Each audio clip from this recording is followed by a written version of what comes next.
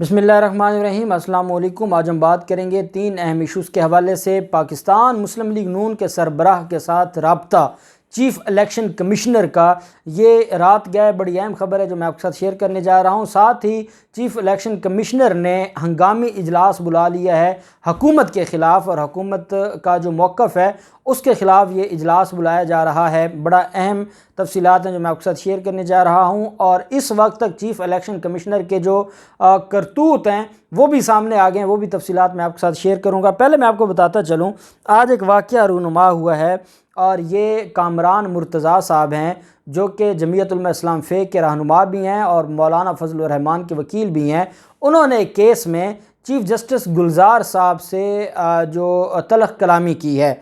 Senior रहनुमा हैं supreme court के कामरान मुर्तज़ा साहब, और बदकिस्मती ये है कि अब जो वकालत है, एक वक्त होता था, अभी हम एतजाज़ अहसन साहब जैसे लोगों को देखते हैं, बड़े धीमे मिजाज के लोग हैं और टू द पॉइंट बात करते हैं और अपनी जो बात है वो सामने रखते हैं। फ़ारूक अचनायक साहब को देख लें, उनको भी, वो भी बड़े धीमे अंदाज में बोलने वाले हैं। बाबर आवान साहब को देखें। लेकिन जहाँ जो मौलाना फजलुर रहमान की जमात का होगा तो फिर आप उससे क्या उम्मीद रख सकते हैं।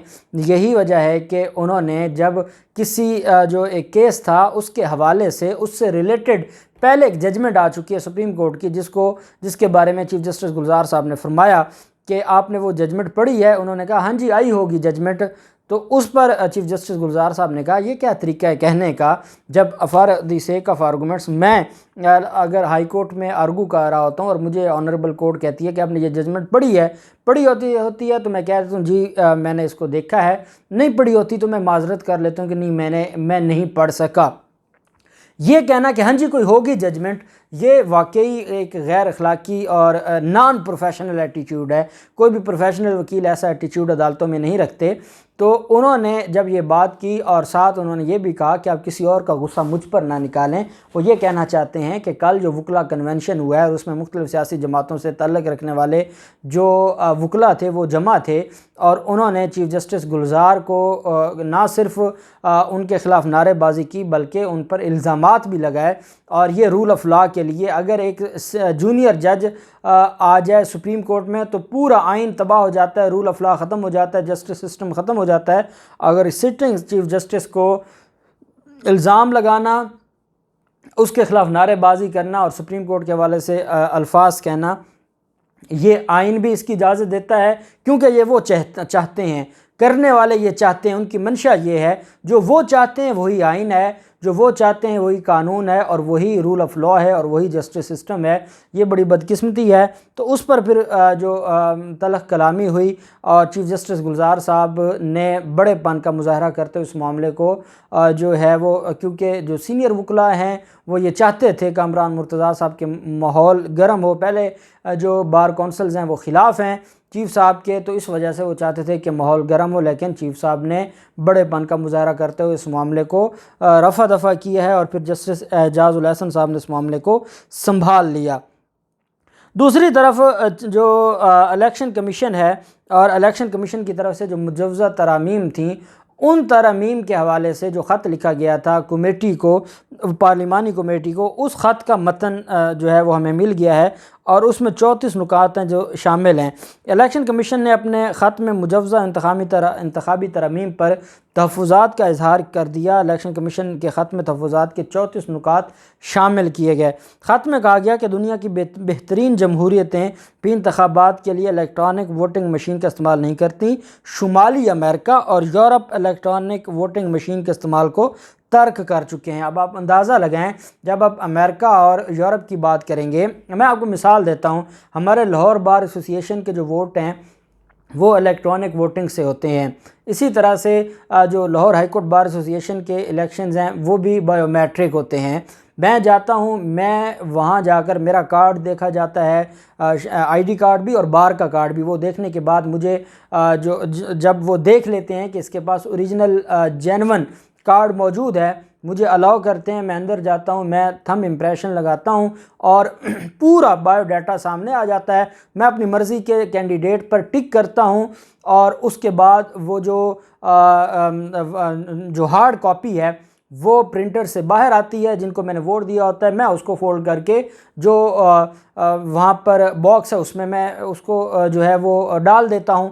اس سے کیا ہوتا ہے کہ مینول بھی چیکنگ ہو جاتی ہے اور جو دوسری طرف الیکٹرانک چیکنگ ہے وہ بھی ہو جاتی ہے۔ لیکن بائیو میٹرک یہ ہوتا ہے کہ جب میں جاتا ہوں تو وہ میرا ووٹ صرف میں ہی کاسٹ کر سکتا ہوں، کوئی اور نہیں کر سکتا۔ اب جب لاہور بار ایسوسی ایشن میں اور لاہور ہائی کورٹ بار ایسوسی ایشن میں یہ کام شروع ہوا ہے، اس پر اعتزاز احسن صاحب نے بھی ایک دفعہ بات کی تھی، ان جو بار کونسلز کے الیکشنز ہیں، تو میں آپ کو ایک بات بتا دوں کہ جب تک یہ بائیو میٹرک سسٹم نہیں تھا تو اس سے پہلے لڑائی جھگڑے ہوتے تھے اور جو ووٹنگ ہے وہ بار بار ووٹنگ ہوتی تھی، رات کے 1-2 بجے تک ووٹنگ ہوتی رہتی تھی۔ اب اگر 5 بجے الیکشن ختم ہوا ہے تو 8 بجے تک جو ووٹ ہیں وہ اناؤنس کر دیے جاتے ہیں، رزلٹ اناؤنس کر دیا جاتا ہے اور کوئی لڑائی نہیں ہوتی، کوئی دنگا فساد نہیں ہوتا، کیونکہ انسان تو جھوٹ بول سکتا ہے، جو مشین ہے وہ نہیں جھوٹ بولتی۔ باقی خرابی تو پھر اگر آپ نے نقائص ہی دیکھنے ہیں تو پھر میں کہوں کہ چیف الیکشن کمشنر میں 100 نقائص ہیں، میرے ساتھ کوئی ڈیبیٹ کرنا چاہے میں 100 نقائص نکال کے بتا دوں گا کہ چیف صاحب میں کون سے نقائص ہیں۔ تو پھر ایسے نقائص نکالنا، تو اگر آپ نقائص نکالنے ہی بیٹھ جائیں تو آپ تو پھر کچھ بھی نہیں کسی کا چھوڑیں گے۔ خط میں یہ کہا گیا جو الیکشن کمیشن کی طرف سے کہ جرمنی، فرانس، اب یہ مثالیں کس کی دے رہے ہیں، وہاں کا انوائرمنٹ کتنا ہے، وہاں کی آبادی کتنی ہے، وہاں کا لوگوں کا شعور کیا ہے، وہاں پر کیا سیاسی جماعتیں اس طرح کی ہوتی ہیں، سیاسی جماعتوں کے کارکنان ایسے ہوتے ہیں، سیاسی جماعتوں کے جو ہیڈز ہیں وہ کیا کرپشن میں اور دہشت گردی کے مقدمات میں ملوث ہوتے ہیں۔ کو خدا کا خوف کریں، آپ کہاں ایگزامپل دے رہے ہیں، کن چیزوں کو آپ کہاں مکس کر رہے ہیں۔ کہتے ہیں Germany, France, Holland, Ireland, Italy اور فن لینڈ EVM کا استعمال چھوڑ چکے ہیں۔ بھارت نے الیکٹرانک ووٹنگ مشین کے محدود استعمال میں بھی سالوں لگائے، کیونکہ انہوں نے سالوں لگائے تو ہمیں تو 1000 سال لگانا چاہیے، کیونکہ بھارت نے جو سالوں لگائے ہیں۔ اب ہم کیونکہ بھارت اب دیکھیں نا کہاں بھارت کی آبادی، کہاں ہماری آبادی، اور پتہ نہیں ان لوگوں کے دماغ میں کیا چلتا ہے۔ الیکشن کمیشن نے خط میں کہا کہ آئندہ عام انتخابات میں الیکٹرانک ووٹنگ مشینوں کا استعمال قابل عمل تجویز نہیں ہے۔ جلد بازی کے کسی بھی فیصلے سے عوام کا انتخابی عمل سے اعتماد اٹھ جائے گا۔ ابھی 2 سال رہتے ہیں جو جنرل الیکشن ہے، اور الیکشن کمیشن کا آپ اعتراض سن لیں کہ بہت ٹائم لگ جائے گا، جلد بازی نہ کی جائے۔ خط میں کہا گیا کہ الیکٹرانک ووٹنگ مشین کے پائلٹ پروجیکٹ کو جلد شروع کرنا چاہیے۔ الیکشن کمیشن نے چیئرمین سینٹ پارلی امور کمیٹی کے نام یہ خط لکھا ہے۔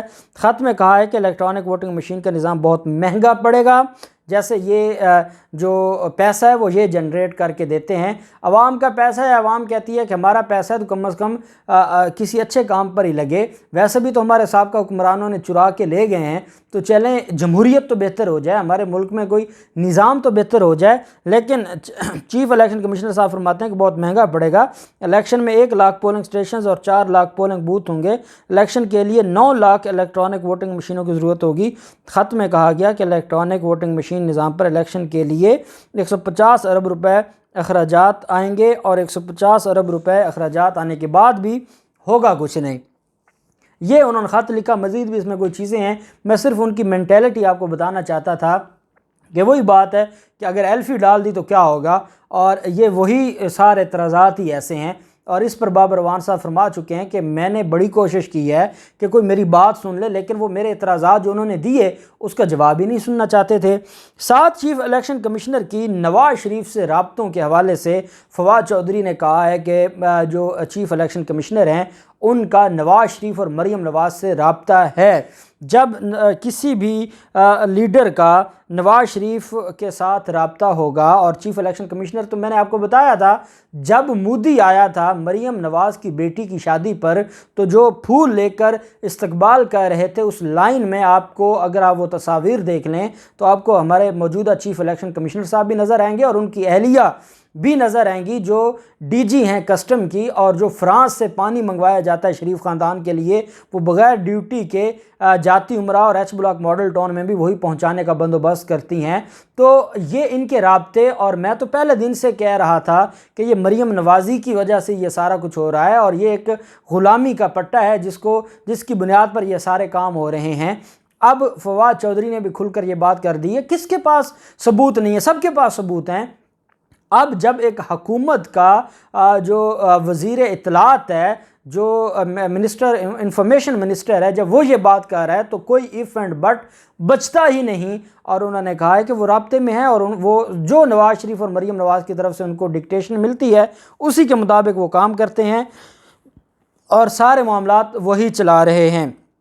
دوسری طرف چیف الیکشن کمشنر نے برہمی کا اظہار کیا ہے، اعظم سواتی کے جو جملے ہیں ان پر برہمی کا اظہار کرتے ہوئے ہنگامی اجلاس بلا لیا ہے منڈے کو، اور کہا ہے کہ تمام جو ممبران ہیں الیکشن کمیشن کے وہ جمع ہوں، اور جو اس میں اجلاس ہے اس میں یہ دیکھا جائے گا کہ حکومت نے جو آج ان کے ساتھ کی ہے، ایک طرح سے ان کے کپڑے اتارے ہیں، اس کے بعد اب الیکشن کمیشن کیا کرے گا، اور اگر حکومت کامیاب ہو جاتی ہے جو پارلیمنٹ کا مشترکہ اجلاس بلا کے یہ امینڈمنٹ کروانے کی، تو اس کے بعد یہ کیسے اپنی من پسند جماعتوں کو بچائیں گے، کیسے ان کے حقوق کی جنگ لڑیں گے، یہ بھی سوچنے کے لیے چیف الیکشن کمشنر نے اجلاس طلب کر لیا ہے۔